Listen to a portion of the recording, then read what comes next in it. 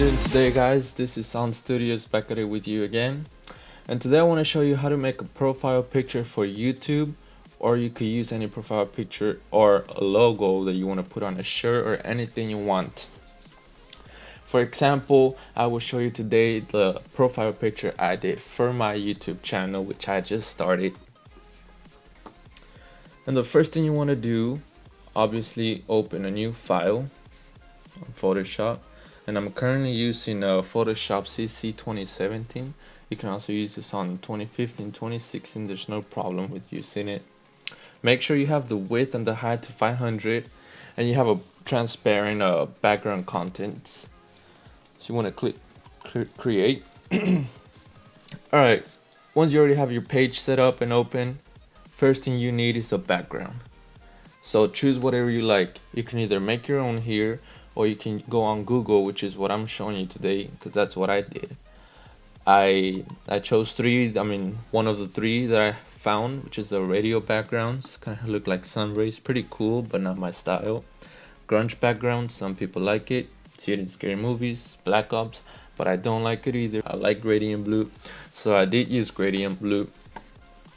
You could choose any of these pictures, any of the pictures, click on it, go to view image, then right click and save picture as. Save it your desktop documents, wherever you plan on saving it. Alright, once you have it saved, go back to Photoshop. Here you're gonna go to files, file, place embedded, go to wherever you saved it, profile picture, how I saved it, place it. Now that you have it in there, you want to click shift to hold it down and just extend it so it can cover the whole thing. Once you have done that, just click the move tool, make sure it's placed, bring it around, down, around. Now that you do that, you want to click CTRL-A, that way it selects the background. Go to the layer on the top left corner, go down to align layers, click vertical centers, and layer to align layers to horizontal centers. And this will center the picture, the background, into the center of the whole background. That way you don't have it like to the side or to the top or way above from the center.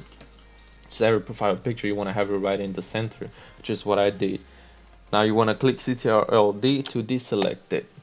Alright, the next step you want to do is create a new layer for the circle. The circle, I use it as a focus point where we're designed for that I want to give it. Go down to the tools, ellipse tool, or square tool, or rectangle tool, whichever appears on your Photoshop screen. Right click to where you see all the tools. I use ellipse tool, which is a circle. Hold down shift.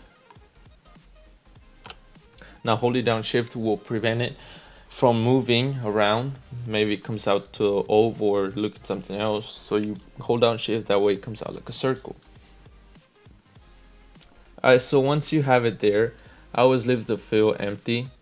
The stroke, I put a black outline, and the width of it, I always like having it around 15. Makes it a little thicker. I don't like it too thin. So once you have it there, click enter.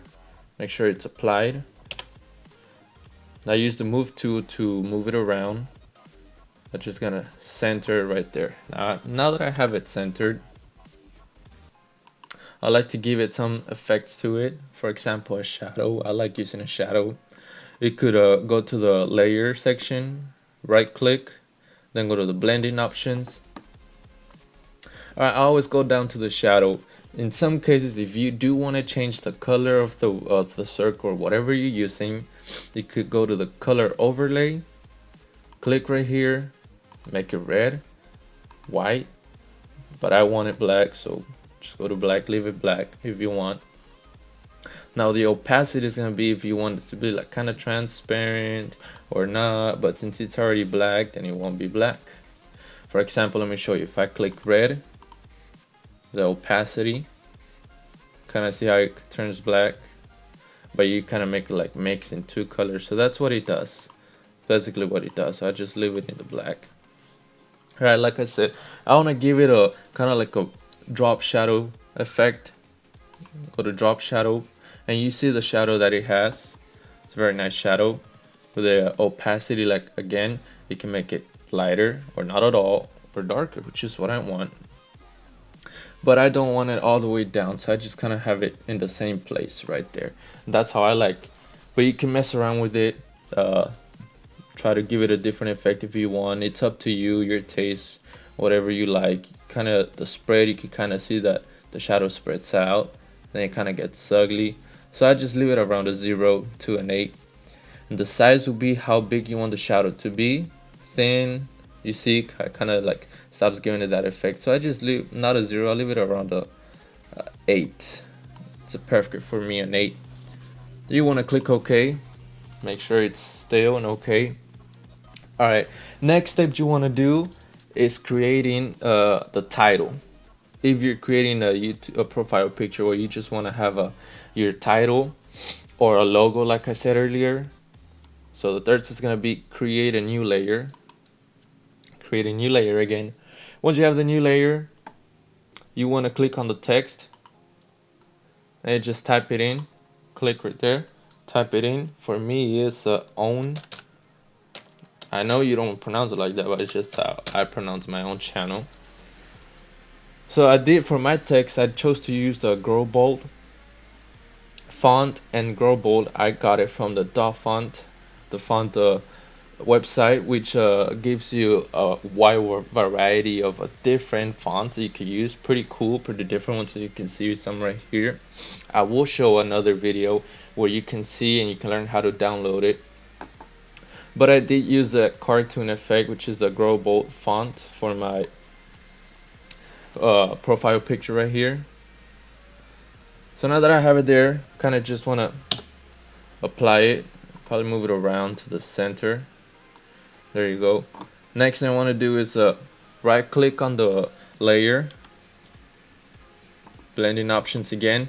The blending options, which is like a manual layer style, customize whatever you're clicking on the layer that you're using.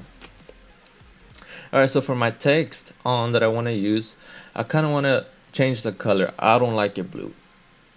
I do like the color blue, but I want this the title, the letters to be a different color. So like I said, go to color overlay. If you want to change the color of it, you either have it black, red, blue, kind of like a yellow, but I want it into the white section, so I wanted to have it white letters. There you go. Now it's gonna be a white. So the next step, since I want to give it that shadowy effect so it could look a little cartoonish or just have some effect to it, I'll go to the drop shadow section. Make sure it's clicked on. Sometimes you could accidentally just click on it, but you won't actually be messing around with the specific effect. So make sure you always you don't just click on it. Make sure you click on the drop shadow, the title right there, and it has a check mark. Alright, the drop shadow will give you that little shadow that it has. For me, I want it black. You can change the color to however you want it.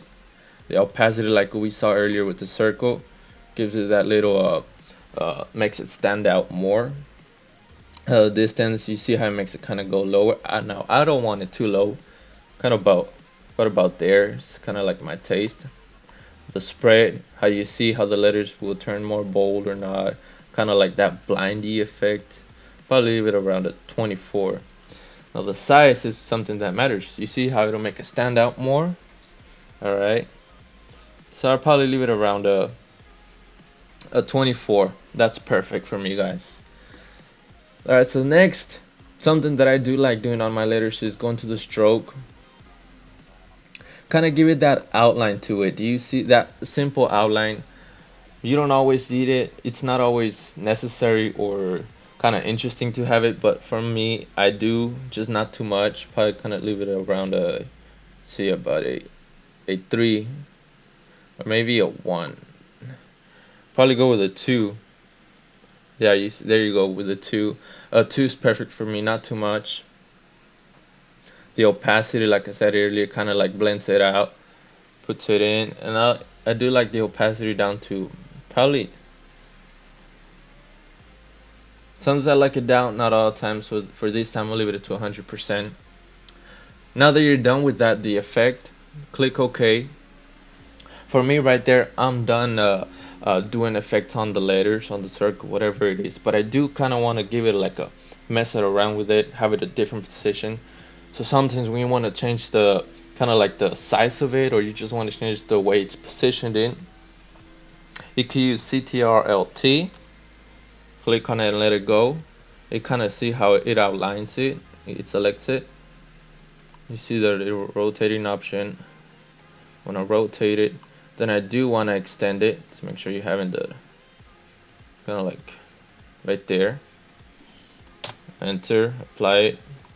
This moving tool, kind of just, there you go guys. That's my profile picture. And like I said, you could do it however you want. The example I showed you, it's just the way I made my own and the ways you could create your own. But guys, make sure you are using the right areas. Make sure you follow the steps that I showed you. There are a whole bunch of videos out there you could also use to help you make your own profile pictures or logos for anything that you might need. Alright guys, that's it for today. On Studios out.